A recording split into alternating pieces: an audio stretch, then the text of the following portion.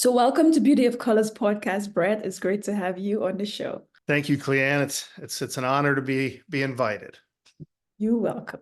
So, tell us about you, Brett, and how did you adopt and modified philosophies from others?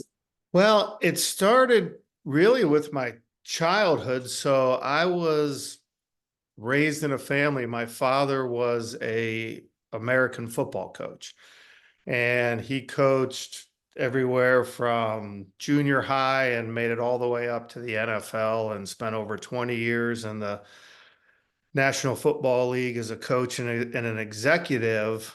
So I spent a lot of my childhood as around the team and the players and the coaches and just really some of these dynamic leaders and folks that just had the type of confidence that I wanted to grow into. And at a young age, I was kind of blessed with the ability to observe what was special in other people and what made them different, because I think we all would agree that no matter who you are or where you come from, there's something that's just special and unique about each and every one of us. And probably being raised and moved around so much and exposed to different cultures and different philosophies, I started to really see that one of the core things with people that had that confidence and was able to manage their anxiety, right? Because we all have anxious moments, we all have anxiety, and the key is to be able to manage it. Is they all leaned on these different philosophies, and as I got older and matured and kind of started on my own life path as an adult, I started leaning into them more and more, and then ultimately over the years, people started calling them Bre-isms and saying back to me, and I would get notes from people that say, "Hey, this thing you used to say really changed my life or my outlook on life," and et cetera. So that's kind of where the whole concept came from, and where I started at a young age to just lean into how daily reminders and daily philosophies could really change one's perception and outlook on life. Wow. So, Brett, you just said about a little bit about your story. Tell us, share a success story of someone else who used your theory to build confidence and to reduce anxiety. Yeah, so I've got plenty of them. I think one of my favorite ones, and I write about this in the book, was this young lady. She was a server at a restaurant that my wife and sons and I went to pretty regularly, and we got to know her a little bit. And she was one of those people, Cleanne, that would apologize for everything, right? Is she Canadian? Um, I would say, and I'm obviously not going to use her name, but just for this, we'll say her name's Sue. And I would say, "Excuse me, Sue, can I get an extra napkin, please?" Mhm. Right? And she'd go, "Oh my gosh, I'm so sorry," and she'd run and get it, or any little thing. And I used to tell her, I say, only apologize if you've intentionally hurt somebody or did something wrong. And in other words, if you're always apologizing for everything, you come across weak and insecure, and people will take advantage of you. And the other part, Cleanne, of the personality that's always apologizing, right? Mhm. Um, when they do something, and we all do, right? We're human beings. We don't really like ourselves. It's not our proudest moment, but we all find ourselves in something. We're like, what, I shouldn't have done that to that person, or I shouldn't have said what I said. So I owe them an apology. And when you're always apologizing for trivial things, Mhm. when it does come time in your life to give somebody a sincere apology, it rings a little hollow. Mhm. So anyway, over the course of, months, I would always remind her, and we even had a little signal we worked out. If I heard her apologizing to a coworker or another table, Mhm. we had a little signal, and she finally broke the habit. And long story short, I was walking my dog. At the time, we lived in the city, I was walking my dog one day and I hear somebody just yelling my name and I turn around and this is her running out of the restaurant. And she comes up to me and just gives me the biggest hug. And she said, I'll never be able to thank you and repay you enough. And I'm like, what did I do? You know, I'm a fairly good tipper, but certainly nothing to deserve this kind of gratitude. But she said, you know, I quit apologizing for everything and not only or do my friends and family treat me with more respect and treat me a little bit differently, but her goal was to get into the sports broadcasting world. Mm, And she had landed an internship with one of the major networks.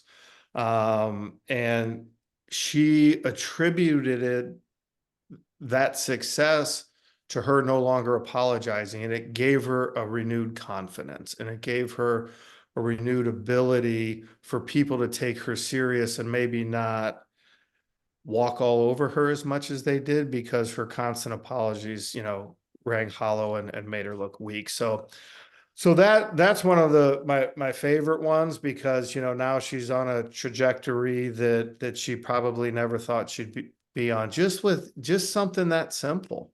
It doesn't always have to be a monumental change in your outlook on life, but just something that little, you know, gave her a renewed sense of confidence and certainly lowered her level of anxiety.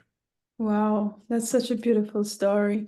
So, Yeah. Brett, tell us about your book. I think it's called Bre-ism. Tell us a little bit Correct. about it. Bre-isms. Yeah. Who is it for? And what was the initial inspiration in writing the book? I know you talked about it in the beginning, the philosophy from others, but what was Mhm. the initial inspiration for you sitting down and writing this book? It would be the birth of my two sons, Blake and Connor, when they were born.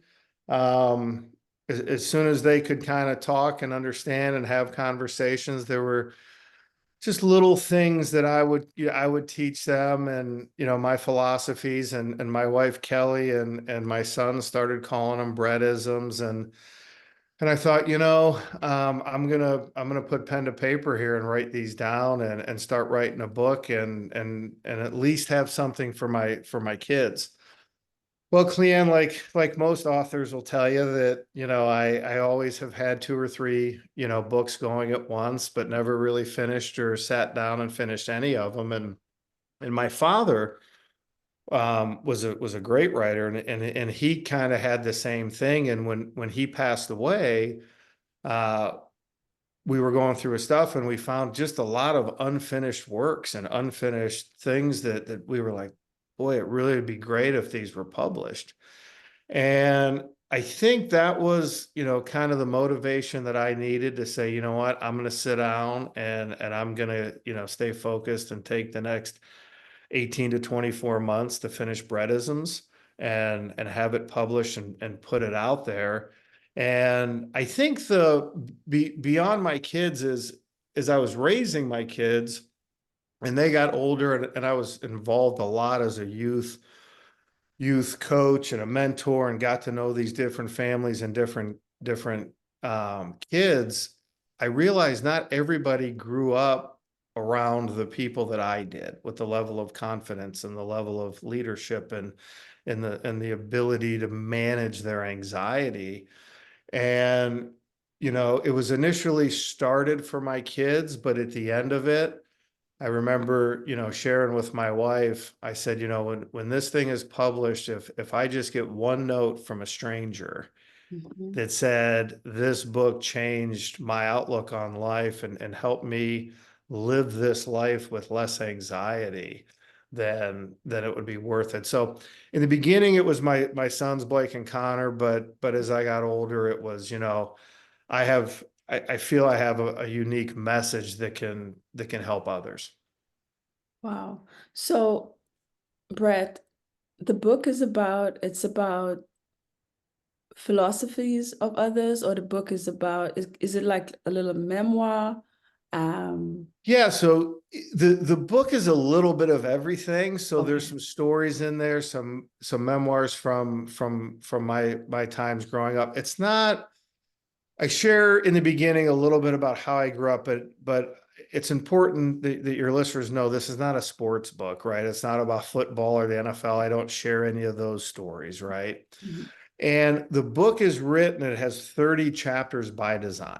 Mhm. So in the forward, I talk about the book is written so one chapter is read every day. So you read that chapter. For example, one of the ones I get a lot of feedback on is one of the Bre-isms is you can't trip over what is behind you, right?